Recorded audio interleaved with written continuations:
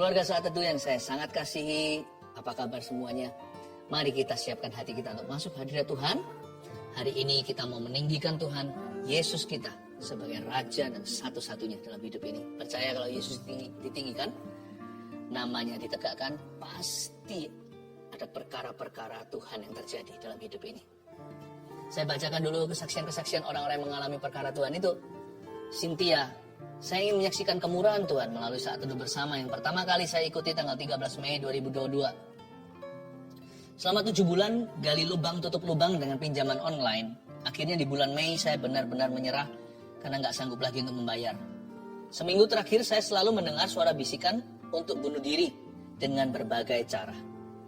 Tepatnya tanggal 13 Mei, data saya disebar ke puluhan kontak di HP saya. Disitulah saya hancur. Teriak kepada Tuhan, guling-guling di lantai ingin menyerah. Setelah saya capek menangis, ada suara bisikan untuk menyuruh berdoa. Sebelum berdoa, saya membuka YouTube mencari lagu penyembahan. Namun yang muncul di halaman pencarian saya, malahan adalah Saat Teduh bersama Pastor Philip Mantoka. Tanggal 16 Maret 2022 yang berjudul, Masih Ada Harapan untuk Hari Depan. Wow. Pastor mengatakan orang yang tidak memiliki harapan bisa berujung bunuh diri. Dan pastor memberikan ilustrasi orang yang mau bunuh diri. Disitulah saya sadar Tuhan menjawab rintihan saya agar tidak putus pengharapan. Wow, this is amazing ya. This is amazing. Bukan kebetulan sampai tema topik judulnya semuanya kena persis. Ini Tuhan, this is God. Vivi, Shalom Pastor. Saya mengikuti Saat Teduh Bersama sejak COVID hingga sekarang. Dan sering mendengar kesaksian orang-orang di Saat Teduh Bersama. Hingga kemarin Rabu 15 Juni saya yang mengalaminya sendiri. Pastor doakan orang yang infeksi gigi. Gigi saya 2 bulan lalu pecah. 1/4 gigi pecah dan sering berdarah. 1 minggu terakhir ini mulai sakit. Pastor doakan persis gigi atas sebelah gigi taring. Gigi saya yang sakit itu. Tuhan yang lebih tahu kalau gigi saya infeksi karena saya juga nggak sadar. Sekarang gigi saya sudah nggak sakit lagi dan berdarah sedikit kalau sudah nggak sakit dan nggak berdarah lagi kalau sedang sikat gigi. Puji Tuhan, saya dan keluarga sangat terberkati dengan acara Saat Teduh Bersama ini. Pastor juga mendoakan yang belum memiliki pasangan. Saya juga sedang bergumul untuk hal itu. Biar pastor terus dipakai Tuhan secara luar biasa. Amin. Saya doakan Vivi segera mendapat pasangan juga. Jenny, Shalom Pastor dan tim. Saya ikut Saat Teduh Bersama 29 Juni 2022. Di akhir acara pastor berkata ada seorang yang batuk karena asam lambungnya. Udah berbulan-bulan. Saya imani nubuatan itu, kesembuhan itu untuk saya. Selesai acara saya menangis dan mengucap syukur saya pegang janji Tuhan itu. Puji Tuhan, sepanjang malam bahkan saat saya menuliskan kesaksian ini, batuk saya sudah tidak saya rasakan lagi. Tuhan ajaib dan dahsyat. Bahkan nafas sesak saya karena asam lambung pun sudah tidak terasa lagi. Terima kasih pastor dan tim. Tuhan terus memakai dengan lebih dahsyat lagi untuk memberkati banyak orang. Tuhan Yesus memberkati. Haleluya. Betapa sukacitanya mendengar kesaksian Anda terus kirimkan. Saya percaya Tuhan menambahkan kesaksian karena Tuhan melawat umatnya. Perkara-perkara ajaib pun akan terjadi. Mari kita meninggikan Tuhan sebagai satu-satunya, tiada berhala, hanya Dia.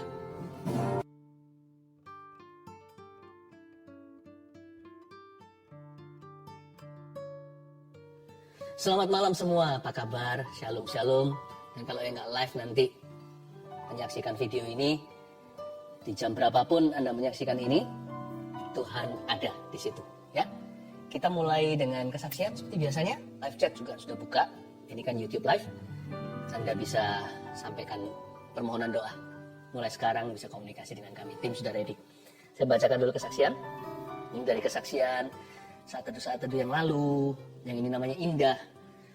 Bulan Juli salah satu Saat Teduh, Pastor Philip bernubuat bulan Agustus adalah bulan titik balik. Akan ada deal-deal yang dari Tuhan. Akan ada jabat tangan sebagai tanda kesepakatan. Saat itu saya menerima dengan bingung. Bagaimana caranya ya Tuhan, dalam waktu dekat ada rumah kami yang bisa deal. Usaha suami saya di dunia properti pengembang. Dan saya adalah agen properti. Akhir Juli kira-kira tanggal 28. Ada deal harga dan kami diberi DP salah satu rumah kami. Dan tepat bulan Agustus tanggal 6 kami ada jabat tangan di notaris. Transaksi jual beli. Seperti yang dinubuatkan Pastor Philip. Kemudian Pastor Philip doa minta perpanjangan waktu sampai bulan September. Dan benar-benar luar biasa Tuhan itu. Di akhir September kami deal harga lagi satu rumah yang lebih kecil. Dan tanggal 12 Oktober kemarin kami jabat tangan sekali lagi di notaris untuk pelunasan rumah. Padahal rumah ini sudah 3 tahun nggak bisa dijual. 3 tahun belum bisa terjual, tapi justru di saat pandemi malah bisa terjual dan cash lagi pembelinya. Dahsyat, sungguh bersyukur buat apa yang Tuhan berikan kepada kami. Puji Tuhan. Saya senang sekali mendengarkan orang yang bersyukur ya, Tuhan itu baik. Yang ini kesaksian dari tim live chat, tim doanya. Jadi yang melayani nggak dilupakan ternyata. Give, it will come back to you. Ini agak panjang, kesaksian luar biasa. Kira-kira hampir 1 bulan saya sering gatal-gatal di seluruh badan, rasanya nggak enak, seperti panas, perih, sampai mau garuk-garuk saja. Puncaknya hari Senin, 12 Oktober, tiba-tiba dilekukan tangan seperti pecah-pecah kering. Lalu mulai mengelupas perih, warna merah dan keluar darah dikit-dikit. Lalu di pergelangan tangan kiri dan semua lengan saya seperti ada kulit mengkerut dan berubah warna jadi coklat seperti kulit kering. Lalu tanggal 14 Oktober saya tugas live chat. Jadi nggak dengerin Ko Philip saat teduh. Tapi saat itu suami saya mengikuti saat teduh bersama Ko Philip. Malam harinya saya sudah tidur. Sama suami saya saat teduhnya diputar ulang lagi. Saat di akhir Ko Philip bilang, ada seseorang perempuan yang Anda punya alergi tertentu. Itu ditimbulkan oleh lemak dalam tubuh Anda. Karena badan Anda gemuk, lifestyle Anda tidak sehat. Lemak itu membuat badan Anda gatal sampai dilekukan-lekukan tangan merah-merah seperti darah keluar. Dan Ko Philip bilang kalau Anda dijamah Roh Kudus saat ini dan Anda disembuhkan. Dalam sebulan berat badan Anda akan turun sampai 5 kilo. Lalu malam itu Sandy imani namanya nih, dan doakan bahwa itu saya, dan saya pasti disembuhkan.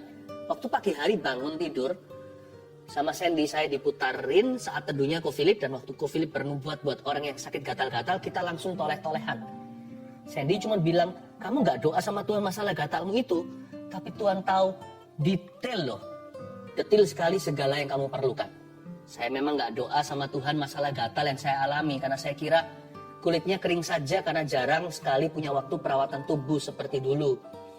#efek sibuk kerja. Terus juga jarang makan sayur. Saya baru sadar ternyata hal sekecil itu pun bahkan tidak saya pikirkan bisa jadi masalah kalau Tuhan tidak campur tangan. Tapi puji Tuhan, Yesus tahu apa yang saya butuhkan. Puji Tuhan sekarang sudah nggak gatal lagi. Tangan yang bagian lekukan sudah kering, tidak merah-merah sampai seperti darah keluar. Lalu di lengan juga merah-merahnya sudah kering. Di pergelangan tangan juga perlahan kulit mengkerutnya memudar. Dan pasti sudah nggak perih lagi. Lalu yang lebih wow, berat badan saya setiap hari sedikit-sedikit turun. Belum drastis, tapi sekarang sudah 70 sampai 71 kiloan. Dari yang sebelumnya 76,4 kilo. Melalui kejadian ini saya belajar bahwa ketika kita belajar hidup sungguh dengan Tuhan, kita nggak usah khawatir tentang apapun. Karena Tuhan sendiri yang turun tangan, yang cover kita hingga detil-detil hidup kita. Apa yang kita pikirkan, apa yang kita butuhkan, apa yang kita perlukan, bahkan sampai apa yang tidak kita pikirkan, yang tidak dilihat mata, tapi kita perlukan, Dia yang menyediakannya bagi kita. Vina dan Joel. Haleluya. Haleluya, saya terharu. Tuhan itu kerjanya dahsyat, nyata sekali. Hari ini giliranmu. Ayo bawa hati untuk menghadap Tuhan Yesus. Dan Insta Live juga sudah bergabung. Mari kita semua satukan hati, satukan iman, bahwa pengharapan kita yang pupus kepada Tuhan. Mari kita menyembah.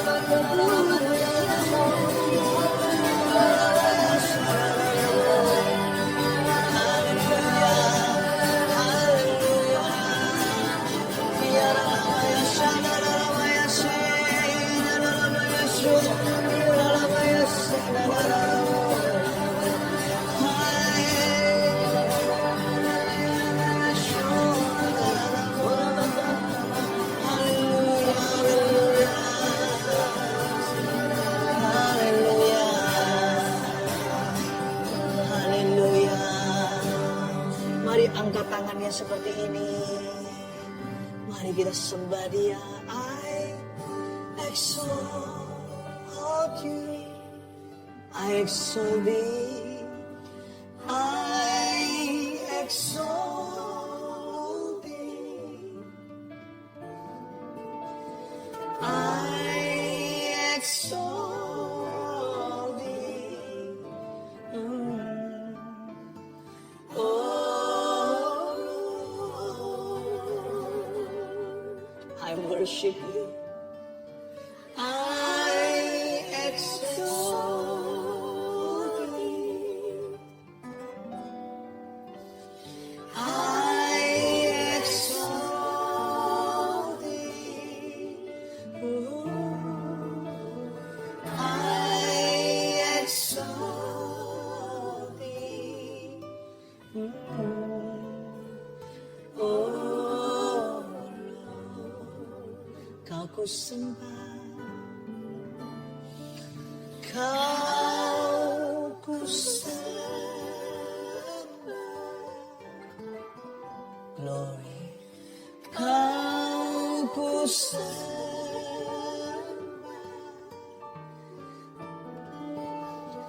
Kau ku sembah,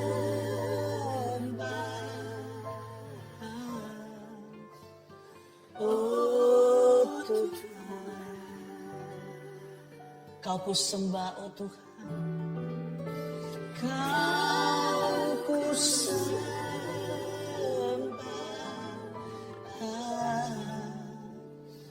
oh Tuhan. Kau ku sembah, oh Tuhan. Tidak ada yang seperti Engkau. Di samping-Mu tiada yang lain.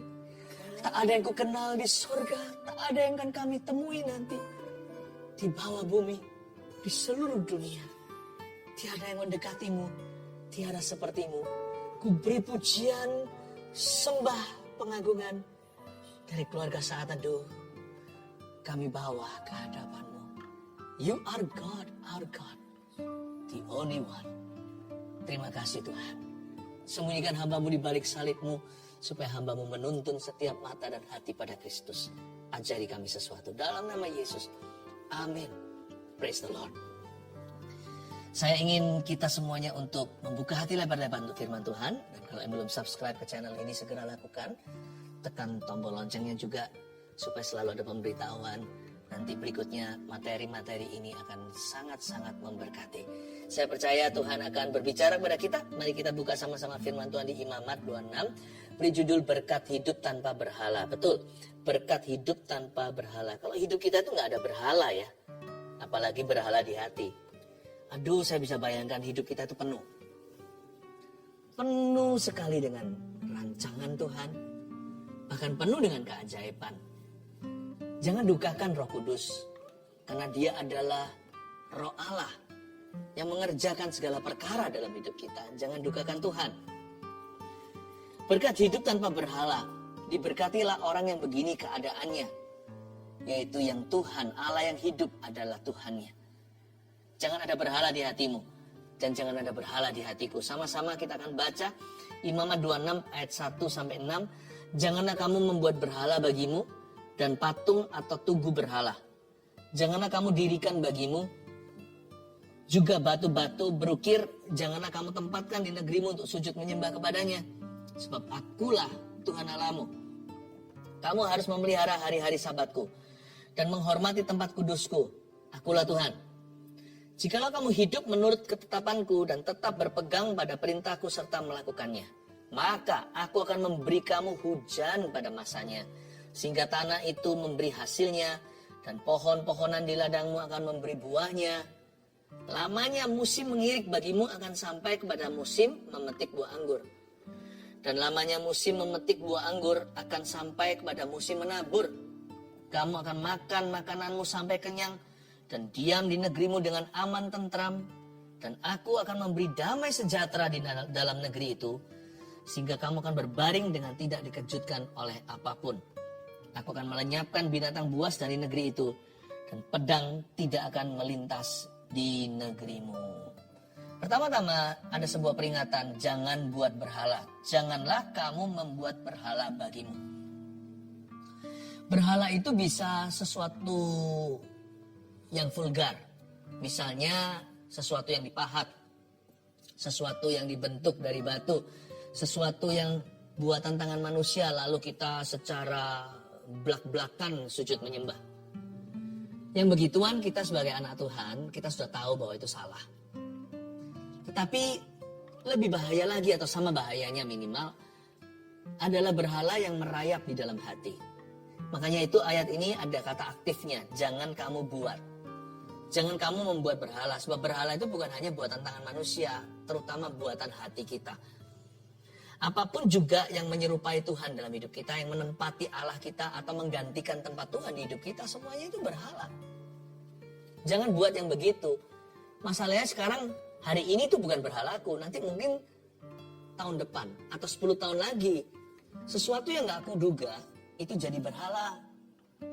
Misalnya waktu kita masih sekolah, kita gak pikirkan penghidupan.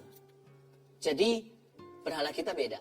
Tapi nanti waktu kita sudah punya keperluan, kita punya tanggungan sebagai kepala keluarga atau pencari nafkah, wah tiba-tiba money is our new God. Bahkan beberapa orang rela untuk mencuri, mengkhianati demi supaya dapat apa? Supaya dapat uang atau money. Dahulu kala waktu kita masih SD, masih elementary, itu bukan masalah, itu bukan persoalan. Semuanya kan sudah ada yang namanya allowance atau uang saku dari papa mama. Tapi nantinya apa yang dicari oleh orang uang, bukan Tuhan. Uang bukan Tuhan Yesus. Bahkan kita seringkali berkata, aku terlalu sibuk untuk pelayanan. Sebenarnya juga enggak sih. Karena kita itu kalau mau belajar untuk mencukupkan diri. Tapi kalau segala waktu kita, termasuk keluarga kita pun kita persembahkan di atas mezbah moneter. Nggak ada waktu sama anak-anaknya, nggak bisa didik putra-putrinya, nggak ada waktu sama istrinya. Semua everyday, pagi, siang, malam, uang. Lalu habis itu nanti gagal ginjalnya.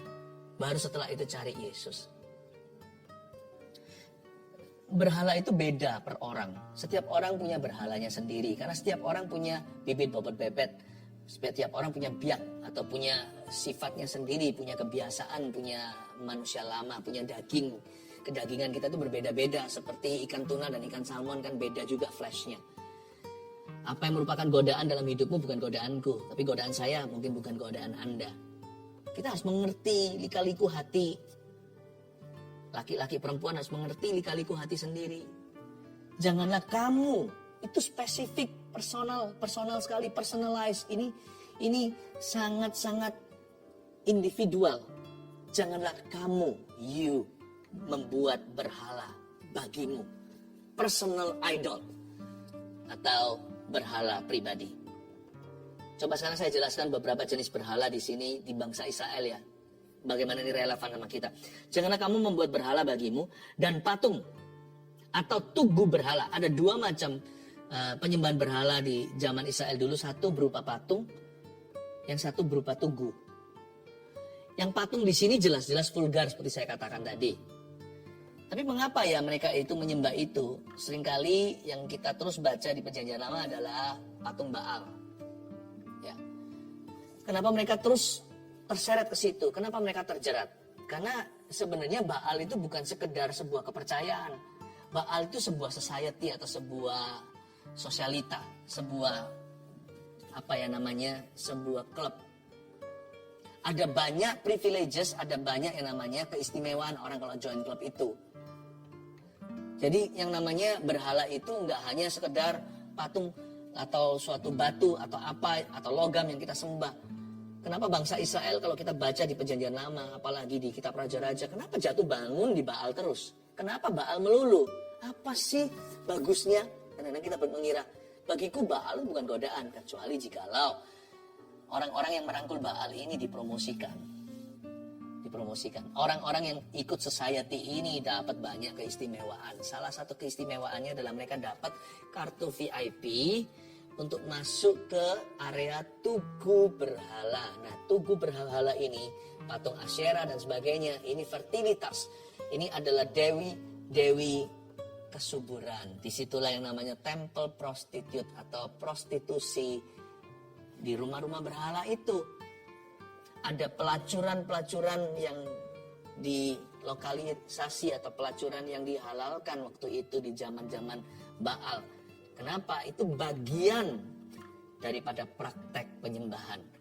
Wah, terjadi yang namanya lifestyle, gaya hidup bebas. Bebas ini, hawa nafsu, immortality, atau yang namanya kemerosotan moral. Jadi sekarang saya paham kenapa Baal itu sangat-sangat menarik bagi bangsa Israel. Karena seks. Satu patung tadi vulgar. Lalu tugu berhala tersebut. Ini immoralities. Atau yang namanya percabulan, percinahan. Wah, bayangkan hari ini juga lagu pun bisa menyeret kita ke situ. Waktu kita lihat music video, kalau kita nggak selektif, bukan berarti melulu cari yang lagu-lagu gereja, enggak ya. Saya ngerti. Tapi kita mesti selektif kan. Nggak semua patut kita dengarkan, nggak semua patut kita dengarkan. Kita juga nggak semuanya itu adalah sebagai bahan yang layak tontonan. Misalkan lagu-lagu tertentu yang semua di dalamnya ada sumpah serapah, all kinds of words di sana yang kita tahu setiap kali kita mengucapkannya tidak mendatangkan damai sejahtera. Masa mungkin kita nyanyikan? Atau tontonan-tontonan yang betul-betul diisi dengan hawa nafsu, dengan segala sesuatu yang menyeret kita masuk pada kecanduan, pada pornografi. Masa kita juga mau itu? Sebagai anak-anak Tuhan kita harus tahu milih. Tapi patung dan tugu berhala ini bukan hanya bicara tentang patungnya, tapi lifestyle-nya, gaya hidupnya, kenikmatan dunia yang menyeret kita ke sana, menghalalkan segala cara, praktek-praktek yang memuaskan, yang namanya kedagingan. Janganlah kamu dirikan bagimu juga batu berukir. Janganlah kamu tempatkan di negerimu untuk sujud menyembah kepadanya. Sebab akulah Tuhan Allahmu. Tuhan itu cemburu. Tuhan ngomong begini itu untuk kebaikan kita. Karena Tuhan tahu bahwa kita itu gak tahan candu. Manusia itu diciptakan oleh Allah hanya untuk menyembah satu Allah. Yaitu menyembah Allah yang hidup. Lebih dari itu pasti jatuh ke tangan setan. Setiap laki-laki diciptakan oleh Tuhan hanya untuk menikah dengan satu istri. Dia nggak bisa punya banyak-banyak wanita. Karena nggak mungkin dia bahagia. Belum lagi nanti seperti Daud, berantakan saling membunuh anak-anaknya. Wanita juga sama, satu laki-laki.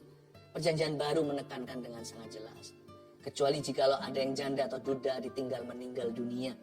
Ada kasus-kasus khusus seperti itu. Namun itu bukan perzinahan.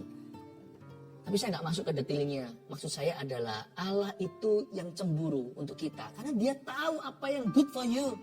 Apa yang good for me. Spare part kita hilang itu harus kembali ke pabriknya. Tuhanlah yang menciptakan kita. Tuhan tuh tahu kita. Tuhan tahu ari-ari kita lebih dari mama. Tuhan mengenal kita lebih dari ibu kita. Khusus kita berapa jari. Tuhan mengerti. Dan Tuhan beritahu kepada kita. My son, my daughter, anak-anakku, berhala tidak baik bagimu. Itu akan membuat hidupmu miserable.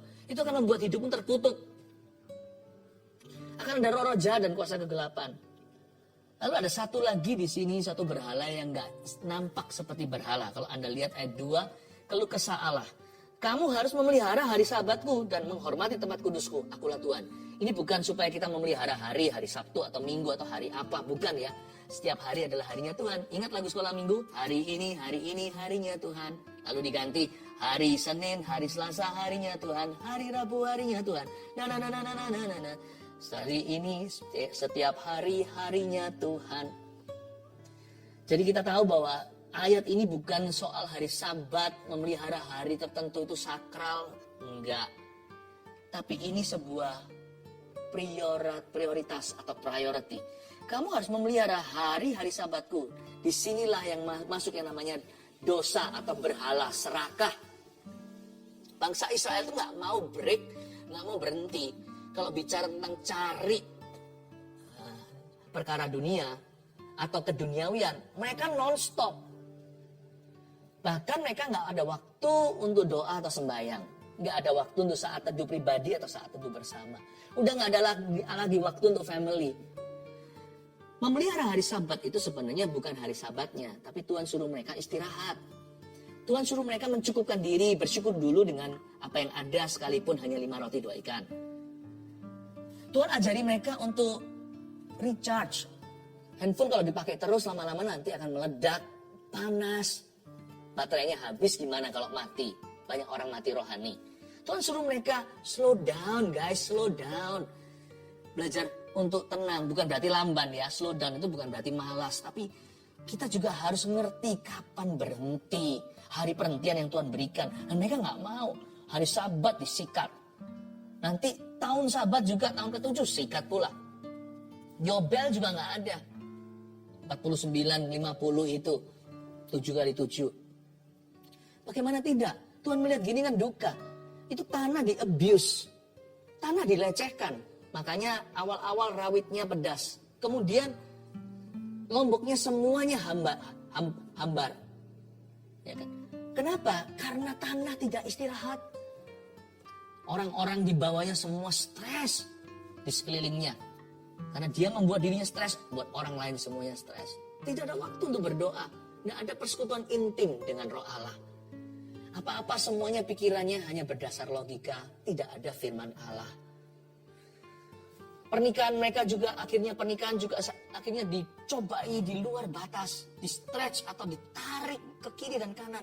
Seperti dipaksakan. Kenapa? Tidak ada waktu lagi untuk bicara hati ke hati. Semua hanyalah duty, tugas melulu. Tuhan bilang pelihara hari Sabat, slow down. Taruh Tuhan di atas. Lalu habis itu manusia, baru uang dan barang. Setelah Tuhan dan orang. Lalu dari orang itu pun kan ada prioritas juga. Keluarga jangan dibengkelaikan. Tugas Anda di rumah jangan bagusnya di luar, tapi di dalamnya gak keruan. Orang-orang yang terdekat dengan Anda itulah, di situ Anda pertama-tama jadi berkat. Apa yang merupakan tanggung jawab Anda yang utama? Jangan hobi ditaruh di atas pekerjaan utamamu. Panggilan ya panggilan, setelah itu semuanya ditambahkan. Kalau kita tidak belajar waktu sekolah, nanti pada waktu kita ujian kita nggak bisa apa-apa. Pikirannya itu tidak pada tanggung jawabnya, responsibility harus didahulukan. Tuhan itu bilang hari Sabat, itu bukan bicara suruh mereka memelihara hari, tapi suruh mereka untuk punya priority atau prioritas hidup yang benar. I love it. Dari pelajaran ini hidup tanpa berhala kita kelihatan sekarang kan. Kalau berhala itu bisa sesuatu yang nyata vulgar gitu. Atau bisa imoralitas. Atau tergiur untuk iming-iming dunia dan setan. Kepercayaan nomor 2, Baal itu tiada artinya mau Baal mau Tuhan. Bahkan banyak orang ikut Tuhan pun dengan maksud tertentu. Tuhan yang hidup dijadikan berhala pula. Gimana kita seringkali lakukan itu. Dan memelihara hari Sabat ternyata orang-orang ini tidak mengerti kata cukup. Coba lihat ayat 3. Tuhan berkata, ini batinnya Tuhan berbicara begini. Jikalau kamu hidup menurut ketetapanku. If only you will. Jikalau engkau mau saja hidup menurut ketetapanku. Dan tetap berpegang pada perintahku serta melakukannya. Di sini Tuhan komplimen namanya a life of obedience. Atau hidup ketaatan. Tidak ada yang bisa menggantikan. Kita mesti taat sama Tuhan. Berkat hidup tanpa berhala. Itu gak mungkin bisa kita melihat berkat demikian. Kita mesti taat sama Tuhan. Cara mengalahkan berhala dalam hati gimana? Taat sama firman. Gak langsung kalah semua berhala. Taati firman Tuhan. Udah semua berhala kalah. Yang nampak, yang nyata, yang di dalam, di luar kita. Jikalau kamu hidup menurut ketetapanku. Itu firman Tuhan ya. Tetap berpegang pada perintahku. Kehendak Allah ya kan.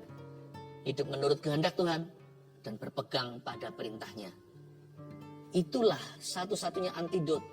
Tidak ada antibiotika lainnya. Hanya ada satu solusi, satu obatnya. Untuk mengalahkan semua berhala dalam hati, benak, pikiran kita. Yaitu taat pada firman Allah. Taat pada tuntunan Roh Kudus. Hidup dalam kehendak Tuhan. Maka ayat 4 ini bonusnya. Tuhan berkata, kalau kamu hidup menurut ketetapanku dan tetap berpegang pada perintahku, maka ini kan hasilnya. Maka aku akan memberi kamu hujan pada masanya. Wow, sehingga tanah itu memberi hasilnya dan pohon-pohonan di ladangmu akan memberi buahnya. Seolah-olah Tuhan berkata, hidupmu akan berhasil berbuah.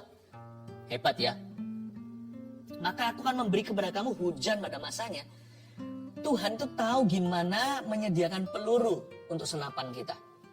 Tuhan tahu bagaimana memberi kita modal untuk sukses dalam hidup ini sesuai panggilan. Tuhan tahu bagaimana membuat kita tuh berhasil bahkan dari nol, Pak. Kalau kita nggak punya apa-apa, Tuhan yang sediakan modalnya.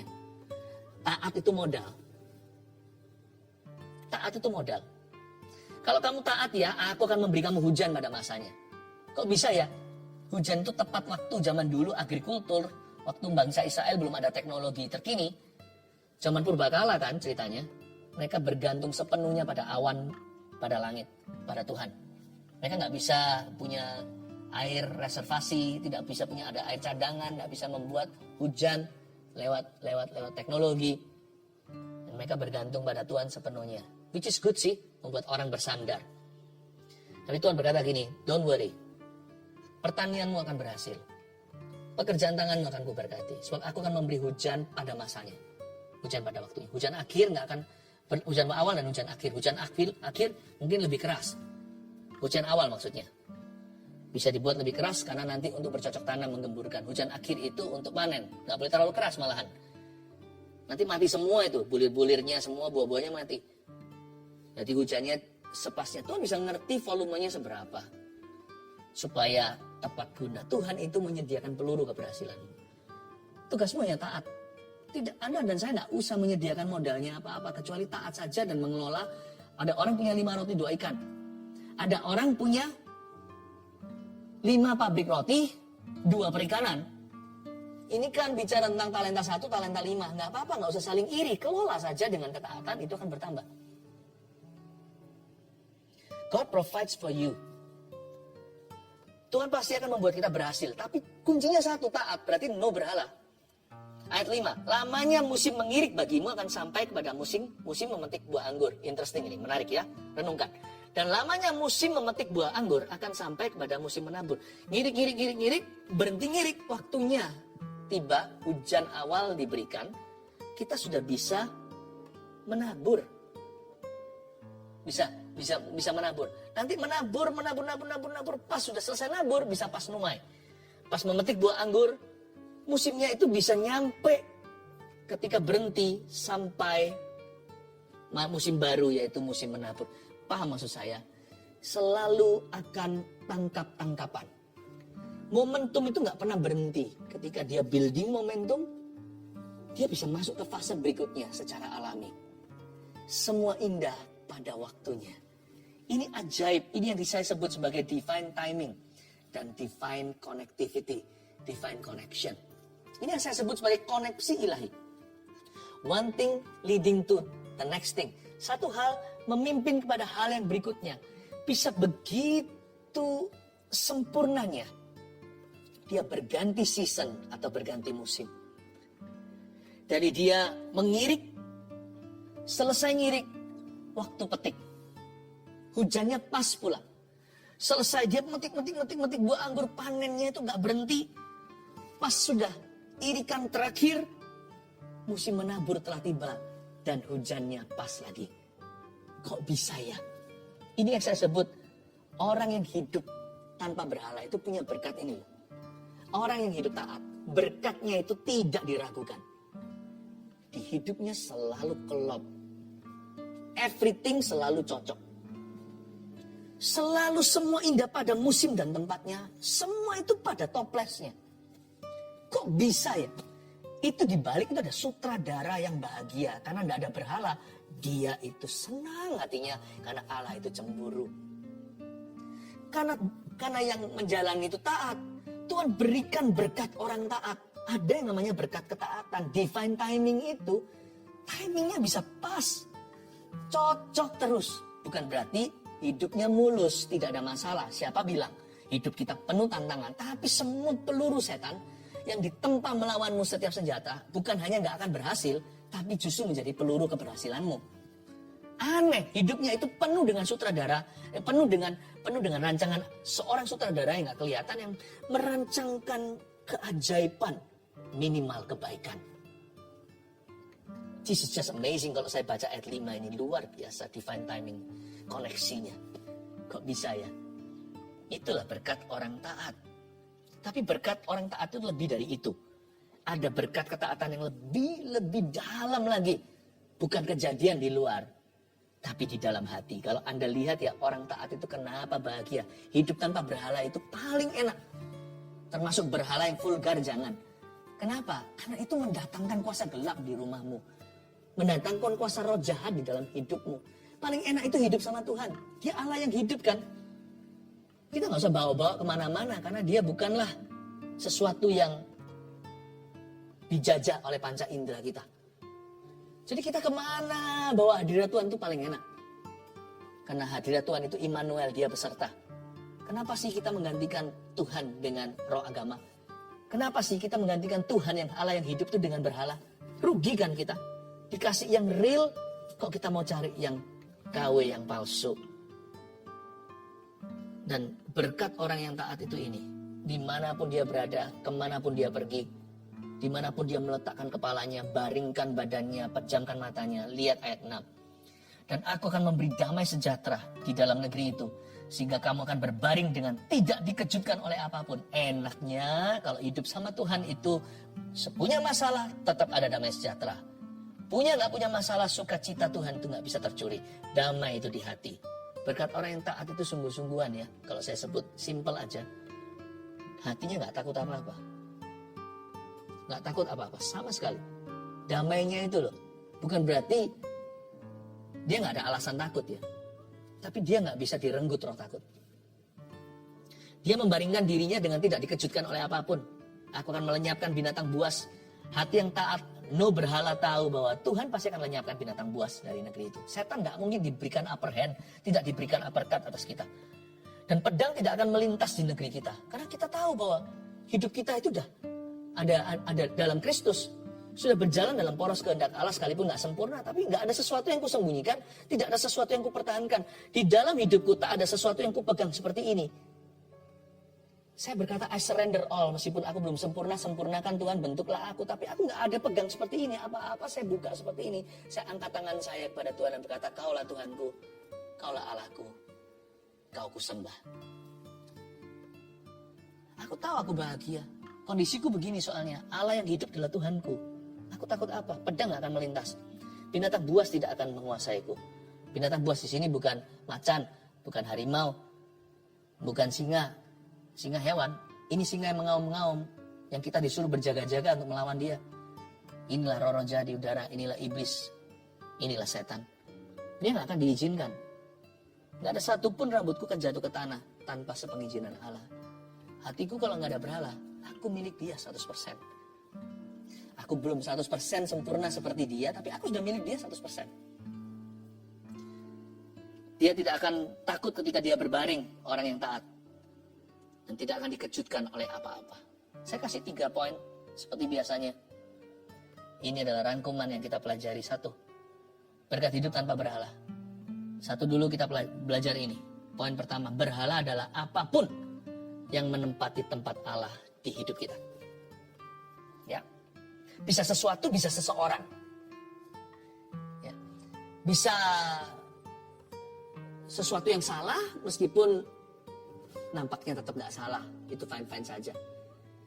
Apapun yang menempati tempat Allah di hatimu, yang menjadi fokus satu-satunya, bahkan sudah gak sehat, apapun disingkirkan, sudah gak balance, sudah tidak seimbang, sudah terobsesi dengan itu, sehingga bahkan Tuhan pun sudah tidak lagi menjadi kasih mula-mulamu, mungkin itulah berhala Anda. Hati-hati ya. Berhala adalah apapun soalnya. Apapun itu, apa saja yang menempati tempat Allah di hati kita. Dulu saya suka main basket. Saya ini sebenarnya sangat suka olahraga. Zaman dulu waktu saya main basket sama teman-teman, pulang itu, wah saking senengnya tadi menang. Saya rewind lagi, replay di sini. Jadi sebelum tidur itu replay tadi begini. Wah bangga sama bagaimana tadi saya skor, bangga sama bagaimana kami menang. Dan replay itu tentunya banyak adegannya waktu saya rebut bola dan sebagainya.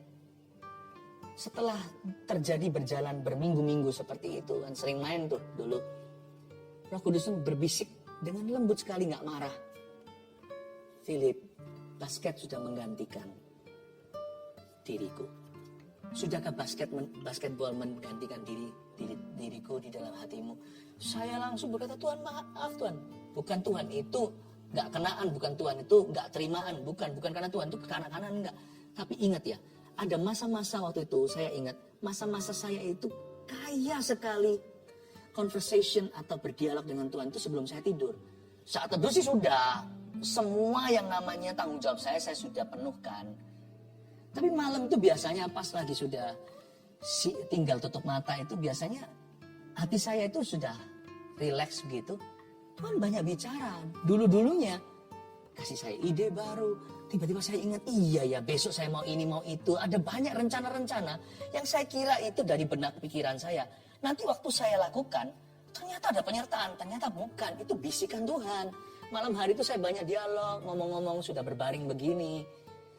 Saya bisa ingat ini, dapat ide-ide kreatif, dapat strategi, berangan-angan nanti kebangunan rohani, siapa yang mau saya doakan, besok siapa yang saya teks dan saya perhatikan, ya kan? Bahkan juga dapatkan ide untuk firman yang harus saya bagikan.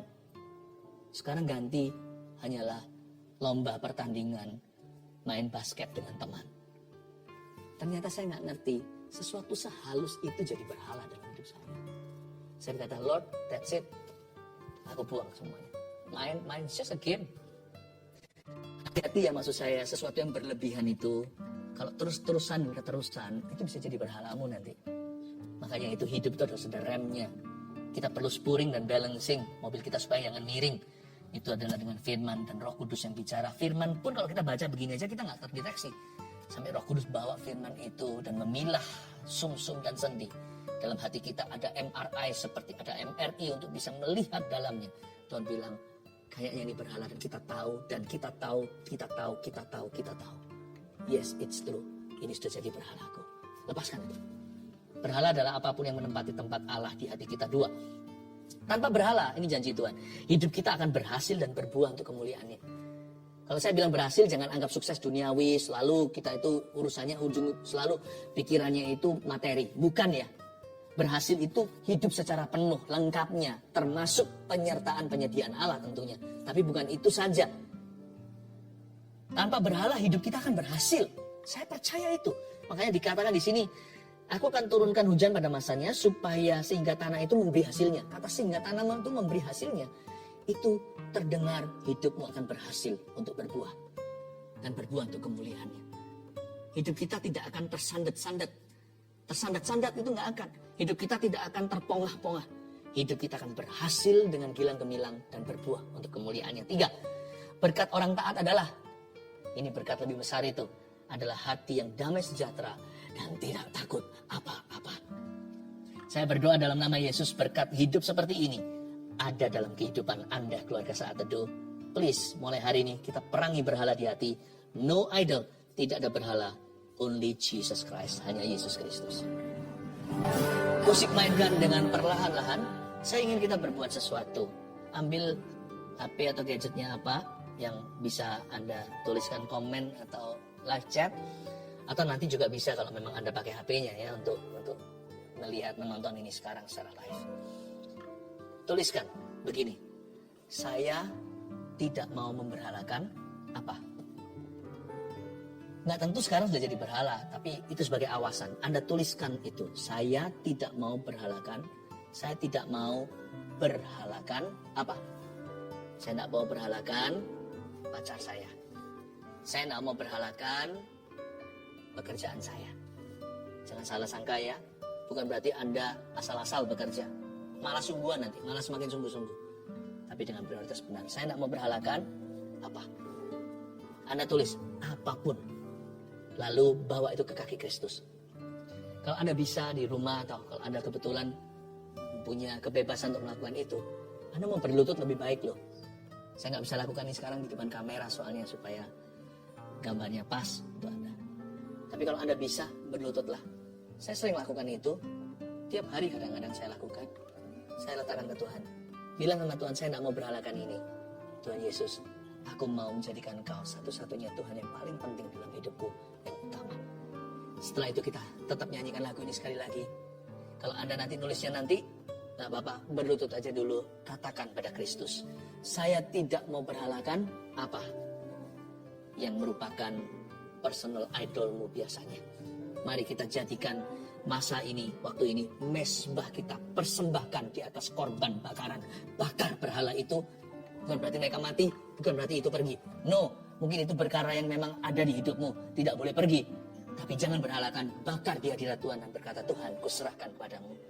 Malah justru sebaliknya, pakai aku menjadi berkat bagi mereka. Amin. Welcome di saat teduh yang sudah dinanti-nantikan semua orang. Hari ini kita mau masuk hadirat Tuhan, minta Tuhan menguji hati kita, sehingga hati kita senantiasa dibersihkannya. Sebelumnya saya bacakan kesaksian terlebih dahulu untuk menguatkan iman setiap orang yang bergumul dengan sesuatu. Yang ini dari Jasmine di New York. Shalom Pastor Philip dan tim. Saya tinggal di New York hampir 10 tahun bersama keluarga. Di sini saya pelajar dan mengambil sekolah kedokteran.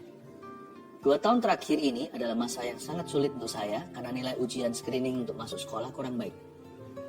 Dari aplikasi sekian banyak, dari apply sekian banyak sekolah, saya tidak dapat interview. Saya merasa lelah dan mau menyerah untuk menjadi dokter. Tapi Tuhan Yesus kita sangat baik dan selalu tepat waktu di dalam bekerja. Di salah satu saat teduh Pastor Philip di awal tahun ini, saya dengar bahwa ada anak yang akan masuk sekolah kedokteran. Pastor Philip bilang untuk coba lagi dan jangan menyerah. Pastor juga bilang, selamat, Anda akan menjadi dokter. Di saat itu hati saya tergerak untuk berdoa dan meminta, serta mengimani bahwa itu juga rencana Tuhan Yesus untuk saya. Singkat cerita, saya sudah diinterview dan diterima di sekolah kedokteran di Amerika 1 bulan yang lalu dengan beasiswa yang cukup besar. Lalu ada lambang smile-nya. Tuhan Yesus sungguh sangat baik, bisa menyampaikan isi hatinya lewat Pastor Philip. Terima kasih Pastor dan tim GMS. Semoga kesaksian ini bisa menguatkan para pelajar yang mau merintis karirnya. Tuhan Yesus selalu punya rencana yang baik dan dia selalu tepat waktu. Amin. Senang ya? Nah, nanti kalau sudah jadi dokter, tak boleh lupa sama Tuhan. Selalu lakukan kehendak Tuhan melalui profesi Anda. Elizabeth, bulan Desember saya mengaminkan apa yang saya dengar dari Pastor Philip tentang tiroid yang disembuhkan oleh Tuhan Yesus. Waktu itu hasil ekografi tiroid stadium 4. Karena banyak masalah, saya menunda cek ke dokter spesialis. Tapi saya percaya Tuhan sanggup sembuhkan. Tepatnya tanggal 29 Maret saya akhirnya ke dokter spesialis dan saya melakukan tes scintigraphy pada 6 April di rumah sakit. Puji Tuhan, hasilnya menunjukkan tidak ada tiroid. Semuanya normal. Sungguh tidak berkesudahan. Kasih setia Tuhan. Terima kasih Pastor Philip dan tim atas pelayanannya. Lisa Anggraini. Saya ingin bersaksi tentang kebaikan Tuhan sekitar awal Maret. Saya terserang vertigo yang sangat parah sehingga harus dilarikan ke rumah sakit untuk dirawat sementara. Setelah itu rasa pusing dan sakit di kepala tidak kunjung hilang selama 2 minggu. Saat mendengarkan saat teduh tanggal 13 Maret 2021, Pastor Philip mendoakan agar penyakit vertigo beserta semua gejalanya dipatahkan dan disembuhkan dalam nama Yesus. Saya imani itu untuk saya. Seketika itu juga rasa pusing dan tidak enak di kepala saya hilang seketika. Saya bersyukur tidak pernah kambuh lagi hingga hari ini. Tuhan itu baik. Terima kasih atas pelayanan pastor beserta seluruh tim. Puji Tuhan, banyak orang mengalami mujizat. Mari kita doakan hari ini giliran Anda yang menanti-nantikannya. Tapi sebelumnya, mari bawa hati kita. Biar Tuhan selidiki, biar Tuhan murnikan, dan biar Tuhan menjamahnya. Haleluya. Update untuk tembang tangan, tapi sebelumnya saya beritahu apa yang saya rasakan. Saya rasakan ada di antara Anda, tidak sedikit sebenarnya, yang bergumul dengan penolakan manusia. Sebagian disakiti teman, pacarnya, atau ex-nya, bahkan suami atau istrinya. Dan tidak sedikit juga yang berurusan batinnya dengan orang tuanya. Selama ini Anda hanya merasakan kesepian. Yang Anda rasakan ya lumrah sebagai manusia sebelum dengar firman seperti ini. Yang Anda terus rasakan adalah penolakan mereka. Hari ini bertobatlah. Hari ini bertobatlah. Bilang sama Tuhan Yesus, ampuni aku selama ini aku lihat lubang donatnya. Sementara selama ini kau selalu menungguku, menyambutku, kau membelai aku. Saya bisa rasakan di belakang saya ini seperti semutan. Dan saya tahu hal-hal seperti ini peka. Ini bukan perasaan saja, bisa saja fisik. Tapi bisa saja tubuh saya menangkap sinyal-sinyal hadirat Tuhan ada di sini. Seperti ada belayan-belayan. Saya rasakan belayan itu sebenarnya untuk Anda. Saya hanya menjadi kepanjangan lidah. Lalu di antara Anda sekarang, beberapa orang merasa seperti di lehernya sini seperti ada sesuatu yang naik turun. Tiba-tiba semua kebencian, penolakan, kepahitan itu muncul semua ke permukaan. Naik turun. Seperti ada sesuatu yang mau dikeluarkan, seperti mau muntah. Di sebelah sini, naik turun. Anda merasa Anda adalah anak tertolak. Anda merasa Anda adalah istri tertolak. Ayo cepat-cepat sekarang berdoa. Kalau itu adalah Anda. Sekarang ulurkan tangan ke depan aja sambil saya pegang tablet ini dan sekalian mendoakan untuk semua orang. Ulurkan ke depan. Tuhan Yesus. Bilang sama saya, Tuhan Yesus, ampuni aku selama ini lihat lubang donatnya. Mulai hari ini yang kurasakan adalah kasih, bukan penolakan manusia. Yang kurasakan adalah penerimaan Allah. Terima kasih Engkau sayang padaku. Aku tidak mau berhubungan lagi dengan roh kepahitan ini dan roh penolakan ini. Aku putuskan di dalam nama Yesus. Aku perintahkan setiap roh penolakan untuk meninggalkan orang-orang itu sekarang. Di dalam nama Yesus Kristus. Keluar. Di dalam nama Tuhan Yesus Kristus. Tinggalkan orang-orang yang kau jajah bertahun-tahun ini. Kau roh penipu, roh najis, roh kepahitan, roh penolakan yang naik turun di leher orang itu. Seolah-olah semua gelembung itu keluar, semua memori itu datang. Aku perintahkan di dalam nama Yesus untuk kau meninggalkan mereka. Dan jangan pernah kembali, jangan ganggu mereka lagi. Karena mulai hari ini, mereka akan merasa dikasih. Dan orang-orang ini akan bertumbuh dalam kasih karunia. Terimalah roh pengampunan, ampuni setiap orang yang melukaimu. Sembari Anda minta ampun sama Tuhan, karena tidak jarang Anda yang melukai orang. Tapi sekarang terimalah pengampunan, sambil terus semuanya diulurkan tangan, diangkat tangannya. Dan permohonan doa terus masuk tablet yang saya pegang dan juga dipegang oleh tim saat ini. Oh Tuhan, terima kasih. Oh Ramakapataka Maya Ramatakam. Roh Kudus jamah, kau mengasihiku. Tetap diulurkan tangannya. Roh Kudus akan minister to you. Lebih dari yang kuduga, bahkan di saat ku. Thank you Lord. Tiada menyadarinya, kau sentuh hatiku dengan kasih yang sempurna. Kau menyayangiku lebih dari yang saudara-saudara yang mau berdoa untuk memperoleh keturunan yang selama ini belum diberkati dengan momongan, Anda letakkan, kalau suami istri di sini, kalau Anda sama-sama saat teduh, please gandeng tangan. Mama atau sang istri bisa pegang ke perutnya sebagai simbol aja kekandungannya, atau bisa gandengan tangan dengan pasangannya. Tuhan Yesus, hamba berdoa. Simpel saja doa, tidak seperti orang Farisi yang bertele-tele. Aku berdoa untuk momongan yang dari Engkau. Yang terbaik dari yang pria maupun yang wanita, dari suami maupun istri. Ya Tuhan Yesus, Kau titipkan ke dalam kandungan itu. Hamba berdoa di dalam nama Yesus untuk bibit unggul, benih-benih yang ilahi. Ya Tuhan, keturunan-keturunan yang diberkati. Ingatlah mereka ketika hari ini suami istri ini berdoa.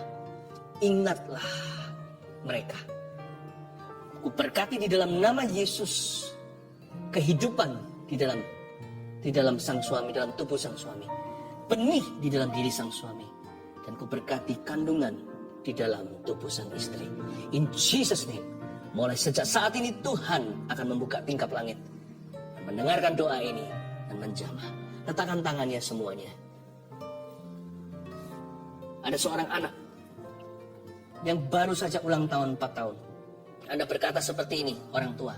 Aku percaya nanti ulang tahun ini ada mujizat terjadi. Dia berbicara, tapi sampai sekarang belum berbicara. Waktu kemarin dia ulang tahun. Anda kecewa sekali rasanya kok Tuhan tidak dengarkan doa. No. Yesus datang terlambat untuk membangkitkan 4 hari, ingat. Dia sudah